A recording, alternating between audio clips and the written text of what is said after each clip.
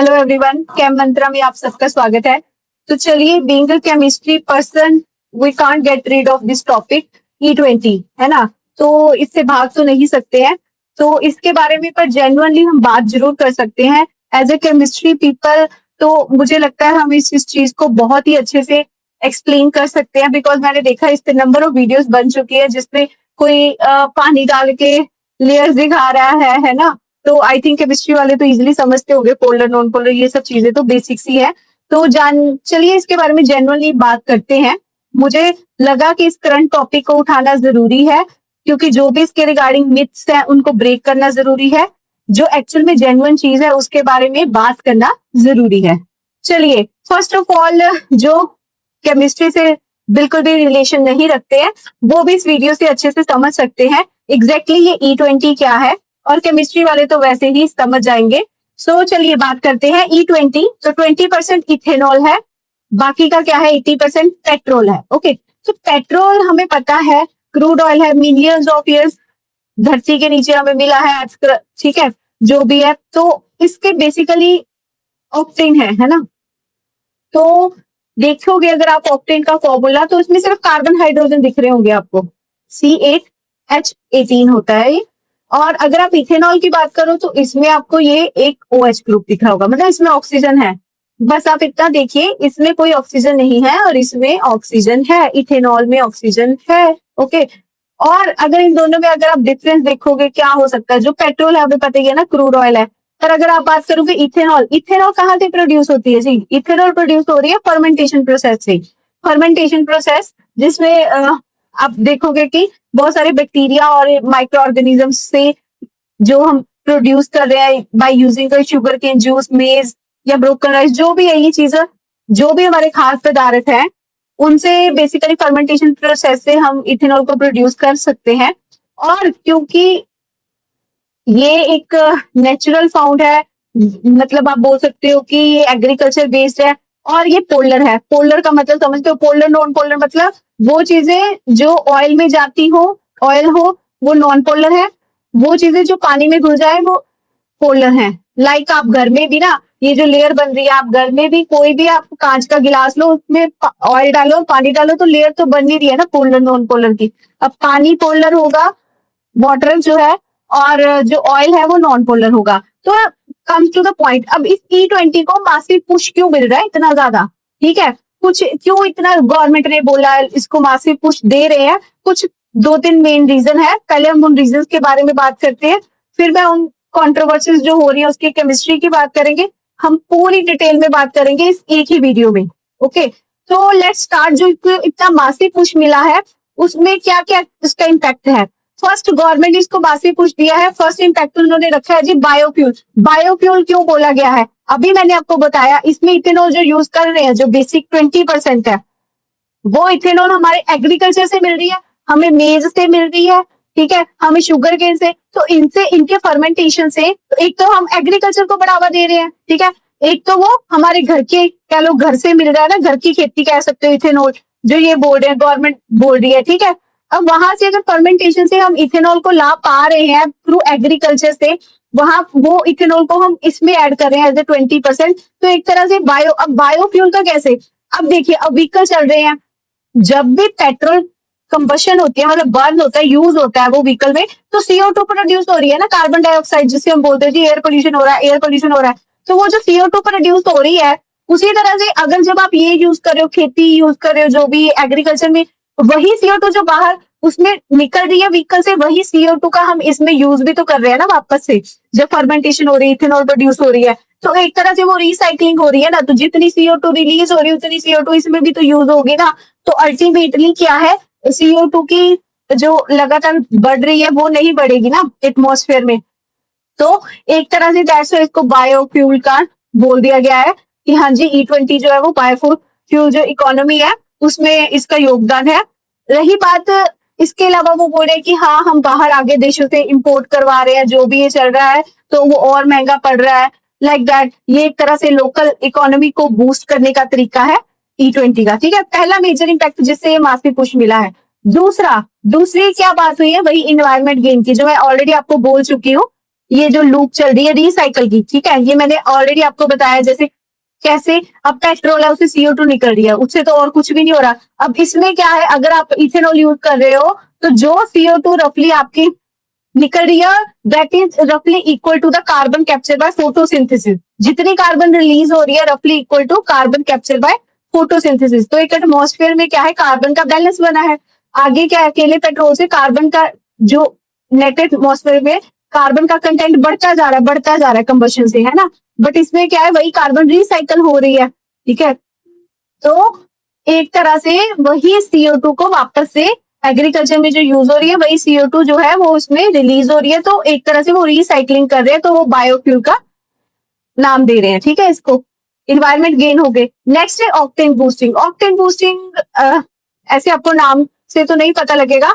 अब octane boosting आपने बहुत सारी वीडियोस देखी होगी, जो बहुत ज्यादा समर हो जाती है 40-50 डिग्री पे टेम्परेचर चला जाता है, तो मोस्टली बोला जाता है जी व्हीकल्स में इतना पेट्रोल फिल मत करवाओ, ऊपर तक टैंकी फिल मत करवाओ, आग लग गई। बहुत सारी आपने उसकी वीडियो भी देखी होगी, चलती हुई स्कूटी में, बाइक में या किसी में भी ऐसे एकदम से आग पकड़ ली क्योंकि टैंकी फुल थी, प्रेशर बहुत था, टेम्परेचर बहुत हाई था। That is a genuine reason. वो बिल्कुल वीडियो सही बोलती होंगी, ऐसा हुआ भी होगा, आई डोंट डिनाई। इसी को बोलते हैं जी ऑक्टेन बूस्टिंग, मतलब नॉकिंग चैलेंज, नॉक हो रहा है। मतलब क्या, जो एक्चुअल में पेट्रोल है वो कार्बन और हाइड्रोजन है, हाइड्रोकार्बन है बेसिकली, ठीक है। तो वो क्या है, एक तरह से हाई कंप्रेशन में, मतलब जब उसको हाई टेम्परेचर हाई प्रेशर पे रखा जाता है ना, ये जो हाइड्रोकार्बन होते हैं ये बड़ी जल्दी आग पकड़ लेते हैं, ठीक है। आग पकड़ने की इसको बोलते हैं जी नॉकिंग, ठीक है, नॉकिंग होगी। अब नॉकिंग कैसे होगी, क्योंकि उसने एकदम से एक्सप्लोड कर दिया, आग पकड़ ली। क्योंकि जब टेम्परेचर बहुत ज्यादा होता है और बहुत ज्यादा अंदर फ्यूल जो होता है वो प्रेशर में आ जाए, हाई प्रेशर हाई टेम्परेचर में आ जाए, तो वो उस पर सस्टेन नहीं कर पाता है, उसमें इतनी पावर नहीं होती है, तो अल्टीमेटली वो क्या हो जाता है, आग को पकड़ ही लेता है। ओके, तो जबकि अगर बात करूं मैं इथेनॉल डालने से क्या हो जाएगा, अब इथेनॉल के ब्लेंड से क्या हो जाएगा, इथेनॉल स्टेबलाइजर है, एंटी नॉकिंग एजेंट भी बोल सकते हो। इथेनॉल क्या कर रहा है, स्टेबल कर रहा है। इथेनॉल बहुत ही कंपैक्ट सा छोटा सा मॉलिक्यूल है जिसमें ऑलरेडी ऑक्सीजन भी है, ठीक है। पेट्रोल का क्या रहता है, बड़ी जल्दी ऑक्सीडाइज होता है, इथेनॉल नहीं होता। इथेनॉल ऑलरेडी पार्शियली ऑक्सीडाइज है, क्योंकि इथेनॉल के आपने ऑलरेडी, मैंने आपको स्टार्टिंग में स्ट्रक्चर दिखाया, उसमें ऑक्सीजन है, मैंने बोला ना उसमें OH है, तो ऑक्सीजन है, वो पार्शियली ऑक्सीडाइज है, तो अल्टीमेटली उसके पास ऑक्सीजन है, वो बहुत ही कॉम्पैक्ट सा है, छोटा सा मॉलिक्यूल है, और वो बहुत ही ज्यादा स्टेबल है, क्वाइट स्टेबल। तो जब उसको पेट्रोल में हम डाल भी रहे हैं, तो ये जो नॉकिंग होती थी, एकदम से आग पकड़ लेते थे, ऐसा अब कुछ नहीं होने वाला। इट्स क्वाइट सेफर, वो बहुत ज्यादा स्टेबल हो चुका है because of adding a ethanol, ठीक है। अच्छा, ये सारी थी एक मासिव पुश, ठीक है, जिसके कारण इसको बहुत ज्यादा इम्पैक्ट दिया जा रहा है। ओके, अब थोड़ा सा इसकी केमिस्ट्री के बारे में बात कर लेते हैं। अब जैसे ये भी बात आई माइलेज कम हुआ, तो कैसे कम हुआ, क्या है इसके बारे में, तो जो भी ये कंट्रोवर्सी चल रही है, इनके पीछे की केमिस्ट्री की बात करेंगे। मैं आपको यहाँ पे mathematically as a science person इसको प्रूव कर दूंगी कि कैसे क्या चीज एक्चुअल में वर्क हो रही है, क्या सच है क्या झूठ है। तो चलिए बात करते हैं। अब हम बात करते हैं एनर्जी गैप की। अब हो क्या रहा है, जो हमारा फ्यूल था ऑक्टेन थी, है ना, वो तो 100% जो है उसकी केमिकल एनर्जी हम मानते हैं बिल्कुल 100% है। अगर हम इथेनॉल को इसकी एनर्जी से कंपेयर करें, अगर इसकी 100% मान रहे हैं ना, तो इसकी 28% कम भी होगी, इसकी 72% होगी। क्यों कम होगी, अब इसकी केमिकल एनर्जी कम क्यों है, जो बोल रहे हैं ना माइलेज कम है, वो यही रीजन है जी, इसकी केमिकल एनर्जी कम है, ठीक है। इथेनॉल होल्ड्स रफली 28% less chemical energy than pure petrol. अब वो क्यों कम है एनर्जी, ये जो ऑक्सीजन पड़ा है ना इसके अंदर, बस यही रीजन है इसकी एनर्जी कम होने का, राइट। इसकी 28% एनर्जी कम है। एक्चुअल में जो प्योर इथेनॉल है उसकी जो एनर्जी रहती है 24 मेगाजूल रहती है, और पेट्रोल की 32 से 34 मेगाजूल पर लीटर एनर्जी रहती है। तो वहां से हम डिफरेंस निकाल सकते हैं, that is 27.2, that is nearly equal to 28%। अब वो जो लेस केमिकल एनर्जी है, ठीक है, वो क्यों है, वो इसीलिए है क्योंकि इसके पास ऑलरेडी ऑक्सीजन है, तो ये ऑलरेडी पार्शियली ऑक्सीडाइज है।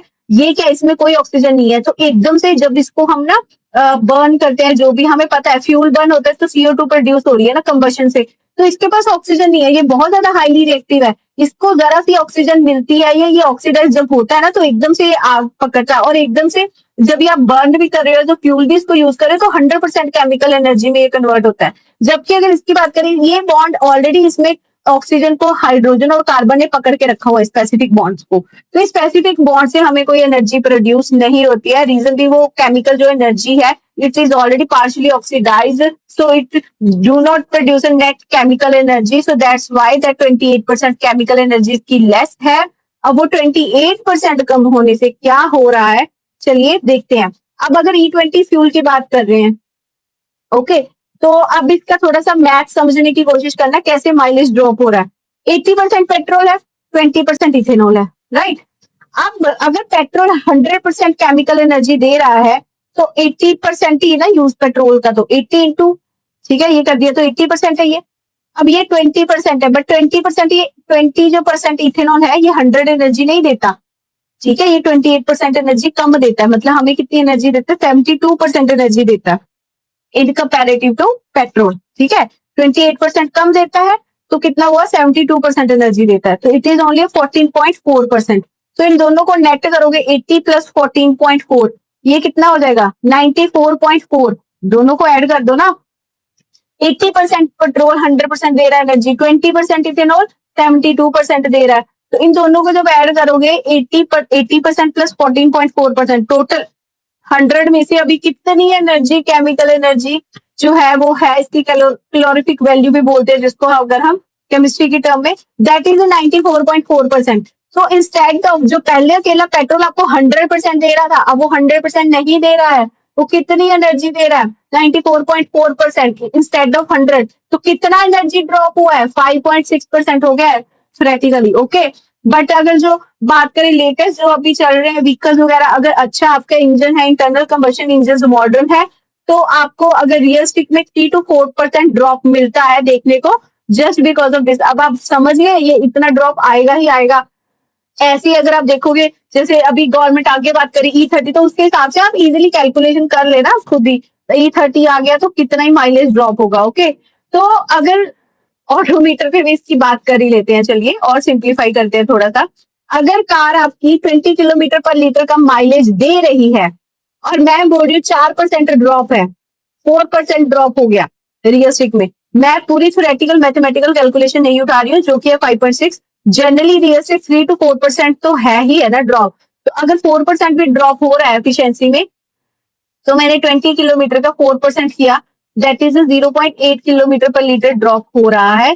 तो इतना अगर ड्रॉप हो रहा है, तो ओवरऑल जो पहले आपको मिल रहा था माइलेज था 20 किलोमीटर पर लीटर का, अभी कार का माइलेज कितना होगा, 19.2 किलोमीटर पर लीटर का, ठीक है। तो इसका हमने 4% निकाल लेना है, जो भी आपका माइलेज है उसको 4% करके उसको क्या करो, माइनस कर दो, तो आपको अपना न्यू माइलेज पता लग जाएगा, जिसका भी जो दे रहा है। आप प्लीज मेरे को कमेंट करना एक्चुअल में रियल में सबकी कार में कितना कितना ड्रॉप देखने को मिला है। तो ड्रॉप तो ऑब्वियसली होगा, मैंने आपको उसका रीजन बता दिया है, क्योंकि इथेनॉल पार्शली ऑक्सीडाइज है, ऑक्सीजन है, केमिकल एनर्जी कम है, ठीक है। तो केमिकल एनर्जी भी आपको बता दी है, 72% वो मतलब की शेयर दे रहा है अपना, और जहां पे पेट्रोल आपका 100% दे रहा है, वहां पे उसकी एनर्जी 72% है। अब वो अगर वो 80 है तो वो 20 है, उस हिसाब से आप कैलकुलेट करके जैसे मर्जी अब आप फाइंड आउट कर सकते हैं। अब चलिए थोड़ा सा और बात कर लेते हैं। नेक्स्ट जो कंट्रोवर्सी में देख रही थी, लेयर्स, है ना, बहुत हो रहा है, लेयर बन रही है जी, ऐसे पानी डालो, ट्रू, वेरी ट्रू। अब थोड़ा सा इसके बारे में क्यों, क्या, कैसे है, ये मैं आपसे ऑलरेडी बोल चुकी हूँ। इथेनॉल है, OH ग्रुप है, ऑक्सीजन है जी इसमें, है ना, पोलर है, पोलर है, पोलर मतलब पानी, पानी में जाएगा, मतलब जो पानी में घुल सके, पानी के साथ मिक्स हो सके, पोलर है। तो अगर केमिस्ट्री वाले देख रहे हैं तो वो तो समझते होंगे, ये तो हाइड्रोजन बॉन्डिंग, ये भी समझ होंगे ना, हाइड्रोजन बॉन्ड बनाता है, तो हाइड्रोजन बॉन्डिंग शो करता है वाटर मॉलिक्यूल के साथ, ठीक है, तो उनके साथ बाइंड करता है। तो जबकि जो पेट्रोल है वो नॉन पोलर है, कंप्लीटली पानी से बहुत दूर है। तो क्या होता है, जो आप P20 का ब्लेंड ले रहे हो, इथेनॉल एक तरह से को सॉल्वेंट का काम कर रहा है, मतलब कि देखो अगर थोड़ी बहुत इसमें मॉइस्चर की ड्रॉप आई ना, वो तो पेट्रोल में ऐसे सस्पेंड हो जाएगी, थोड़ी बहुत ड्रॉप तो सस्पेंड हो सकती है। अगर थोड़ा सा लिक्विड वाटर और आ गया, अब इथेनॉल को पानी से बहुत ज्यादा प्यार है, इथेनॉल को अगर पानी से बहुत ज्यादा प्यार है, तो वो लेयर क्या हो जाएगी, डेंस हो जाती है एकदम से, इथेनॉल और पानी जुड़ जाते हैं, समझ लीजिए आप। इन शॉर्ट इन जनरल बता रही हूँ, आपस में बॉन्ड बना लेते हैं, हाइड्रोजन बॉन्डिंग के कारण इथेनॉल और पानी आपस में मिलके डेंस हो जाके नीचे वाली लेयर बना देते हैं और पेट्रोल की लेयर ऊपर हो जाती है। मतलब आप खुद इमेजिन करके देखो, आपका जो फ्यूल टैंक है, फ्यूल टैंक में मान लीजिए पानी आ गया, तो नीचे वाली लेयर अलग है, ऊपर वाली लेयर अलग है, और ये नीचे वाली जो लेयर होगी वो इथेनॉल और वाटर की हो जाएगी। इथेनॉल बड़ी पानी के साथ डेंस लेयर बनाती है, नीचे को चला जाता है, ठीक है। अब वो नीचे को जाने की बजाय, अब आपकी जब गाड़ी स्टार्ट करोगे जी, अगर 2 लेयर बनी हुई उसमें गाड़ी स्टार्ट हुई, तो पहले पेट्रोल कौन सा कंज्यूम होगा, नीचे से कंज्यूम होगा ना, यहाँ से कंज्यूम होगा, तो नीचे वाली लेयर तो पेट्रोल तो है ही नहीं उसमें, तो ऑब्वियसली बात है ये क्रिएट करेगा प्रॉब्लम्स, ठीक है। तो ये प्रॉब्लम क्रिएट कर सकता है। तो ये ध्यान रखना, जैसे heavy monsoon, humidity, leaking storage tank हो, तो उस टाइम पे ये ध्यान रखना, वहां पे फेज सेपरेशन हो सकती है। इस टर्म को बोलते हैं फेज, डिफरेंट फेज बन गए हैं, तो डिफरेंट फेज जो हमें क्लियरली दिख भी रहे हैं, आपको इस पिक्चर में दिख रहे होंगे, तो फेज सेपरेशन हो जाती है। ओके, तो keep it in that mind. इसीलिए थोड़ा सा वाटर से थोड़ा सा है रिस्क ड्यूरिंग हैवी मानसून और लीकिंग स्टोरेज टैंक हो। तो चलिए अब बात करते हैं फाइनल एंड लास्ट, थोड़ी सी और बात करेंगे, जैसे व्हीकल के बारे में जो बात हो रही है जी। अब जी पुराने व्हीकल है, ये है, ये ऑब्वियसली बात है, इन चीजों के बारे में थोड़ी सी बात तो करनी चाहिए, बट फिर भी अगर हम 2012 से पहले की बात करें फ्यूल सिस्टम में, प्रॉब्लम क्या हो सकती है मेनली, देखिए प्रॉब्लम, अब नई टर्म जो ऐड हुई है इथेनॉल, उसी के कारण होगी। इथेनॉल है पोलर, इथेनॉल में बार बार बात करें, पोलर है, एसिडिक है। तो क्या होता है, जो भी आपकी गाड़ियों में, जैसे जो 2012 से पहले की गाड़ियां, उनमें तो स्पेशली वो तो वर्क नहीं कर पाएंगी, रीजन उनका बाकियों में भी आ सकती है, पर 2000 पहले वाली जो फ्यूल सिस्टम है उसकी तो अगर मैं बात करूं तो खत्म हो जाएंगे। रीजन क्या है, उसका रीजन यही है कि जो नॉन पोलर्स में इलास्टोमर्स हैं, लाइक जो रबर्स वगैरह हैं, वो विद स्टैंड नहीं कर सकती है अगर मैं उसको लॉन्गर एक्सपोजर में रखूं अल्कोहल के लॉन्गर एक्सपोजर में रखने से ये जो रबर्स हैं वो स्वेल हो सकती है। स्वेल होने के बाद धीरे धीरे उसमें क्रैक्स आ सकती है और वो टूट भी सकती है, इवेंचुअली लीकेज सिस्टम हो जाएगा उससे। प्लस बीइंग इथेनॉल पोलर और एसिडिक होने के साथ साथ जो भी आगे जो व्हीकल्स भी होती थी वो एल्यूमिनियम की फ्यूल लाइंस होती थी, तो एल्यूमिनियम की जो फ्यूल लाइंस है वो बड़ी इजीली करोड हो सकती हैं, उसमें जंग लग सकता है। That is the problem, because ethanol जो है वो एसिडिक है, वो एज वेल एज पोलर होता है, तो लॉन्ग स्टैंड अगर उसमें रहेगा तो ऑब्वियसली बात है, तो जो उसको करोड हो सकती है वो जो एल्यूमिनियम की फ्यूल लाइंस है। प्लस जो रबर्स वगैरह हैं, मतलब इलास्टोमर्स जो हम नॉन पर ट्रेडिशनली आगे यूज करते थे, तो वो जो सारे इलास्टोमर्स है वो ऑब्वियसली वो जो रबर्स है वो ब्रेक हो सकती है, इजिली क्रैक हो सकती है। क्योंकि अब जो एडवांस टेक्नोलॉजी आई है, स्पेशली अगर बात करेंगे अप्रैल 2023 प्लस जो इसके बाद के जितने भी व्हीकल्स आए हैं, उसमें फिर भी थोड़ी सी एडवांस सिस्टम आ चुका है। एडवांस सिस्टम क्या है, जो इलास्टोमर्स पहले यूज हो रहे थे ना नॉन पोलर, अब वो नहीं हो रही, अब उसकी जगह किसने ले लिया, टेफ्लॉन ने ले लिया, टेफ्लॉन। ओके, तो अगर उसकी जगह टेफ्लॉन ने ले लिया, तो टेफ्लॉन तो काफी वो है, क्या बोलते हैं, रेजिस्ट करता है, उसको चाहे एसिडिक में रखो, बेसिक में रखो, रेजिस्ट करता है। टेफ्लॉन पे कुछ असर नहीं पड़ता है। एज वेल एज जो अब फ्यूल लाइंस आ गई हैं वो स्टील की आ गई है, ऑल्सो उसके ऊपर क्या है, ऑलरेडी नंबर ऑफ कोटिंग्स आ गई हैं, जिसके कारण क्या हो रहा है, आपको रोड नहीं होगा, वो किसी भी आप उसको एसिडिक मीडियम भी रख दो वो करोड नहीं होगा, वो इथेनॉल से करोड नहीं होगी। तो ये थोड़ी सी इसमें चीजें चेंज हुई है कि जो टेफ्लॉन की आ गई है आपके पास, इंस्टेड ऑफ रबड़ हम टेफ्लॉन यूज हो रही है व्हीकल्स में, और जो फ्यूल लाइंस है उसमें भी ह्यूज चेंज आया है, वो स्टील की है या फिर उसमें फर्दर और कोटिंग हुई है, आगे से ऊपर प्लास्टिक फाइबर्स लगे हुए हैं, तो उसमें क्या है, इजिली वो इनर्ट और रेजिस्टेंट है। इनर्ट मतलब रिएक्ट नहीं कर रही वो किसी भी एसिडिक मीडियम में। जो पुराना सिस्टम है, फ्यूल सिस्टम है, वो रिएक्ट हो सकता है एसिडिक होने के कारण। एट लीस्ट एंड लास्ट मैं आपको एक यही टिप दूंगी अपनी ओर से, एक यूजफुल टिप मैं यही बोलूंगी, प्लीज अगर आप पेट्रोल भरा रहे हो गाड़ियों में तो यूटिलाइज इट, पेट्रोल डलवाओ और यूटिलाइज कर लो। ये पेट्रोल वो नहीं है कि आप उसको स्टोर करके 3-4 महीने रख दो। अगर आप ऐसे किसी भी व्हीकल को स्टोर करके रख रहे हो तो प्लीज उसमें से पेट्रोल रख के मत उसको ऐसे स्टोर करो, क्योंकि धीरे धीरे ये E20 जो फ्यूल है ये ऐसे स्टोर सिस्टम वाला नहीं है कि तुम 3-4 महीने पेट्रोल पड़ा भी रहेगा गाड़ी में, तो it can affect your vehicle. So I just give you this tip and rest. अब फायदे हैं नुकसान है क्या है, देखिए अब कोई भी चीज है फायदे नुकसान दोनों ही होंगे। तो अल्टीमेटली आप अपने हिसाब से सोच लीजिए, what ever the benefits and what ever the drawbacks of it. हमें सिर्फ आपको एक मिरर दिखाना था, जो एक्चुअल में साइंस के बैकग्राउंड से जो चीजें हैं, जो चीजें होंगी इसमें, मुझे सिर्फ उसको क्लैरिफाई करना था। If you find this information useful, kindly subscribe my channel. Thank you.